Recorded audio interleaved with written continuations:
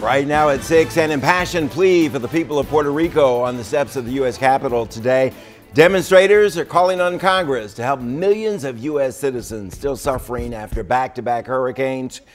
It's been 3 weeks since Hurricane Maria barreled through Puerto Rico. A staggering 84% of the island still without electricity tonight. And from the air, it looks like the storm just hit yesterday. Tarps cover homes where roofs have been damaged or ripped off.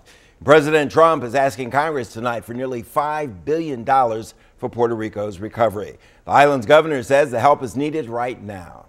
Still need to do a hell of a lot more, and certainly the actions that are taken in Congress in the next weeks and in the next month are going to be paramount. On the southern part of the island, grocery stores are running low on food and water. In one neighborhood, families are bathing in rainwater.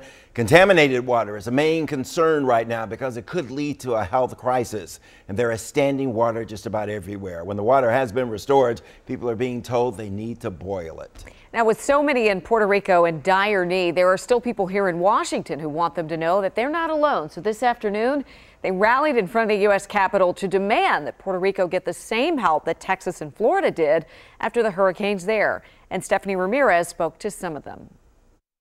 Usually we see these types of rallies outside of the White House to get the president's attention, but this message today was for Congress.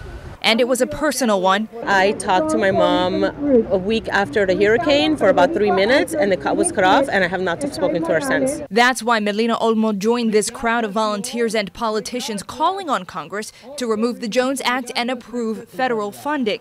At the urging of some of the politicians here, the White House just yesterday asked Congress for $5 billion to help ease the financial crisis gripping the island of Puerto Rico. CBS News says the relief is being requested in the form of a disaster assistance loan to help the island of more than 3 million people, which also has a more than $73 billion debt. Not a loan, for heaven's sake, a loan. We should get complete relief funds for Puerto Rico because we're American citizens. This is really not yesterday's news. This is happening now. I can't even imagine kids, children, elderly going hungry, not having a roof over their heads. I know family lost their entire houses. Just 2 days ago, Virginia Senator Tim Kaine tweeted out that only about 15% of the island of Puerto Rico has power and that they're hoping to get that number up to 25% by next month. Outside of the Capitol building, Stephanie Ramirez, USA 9.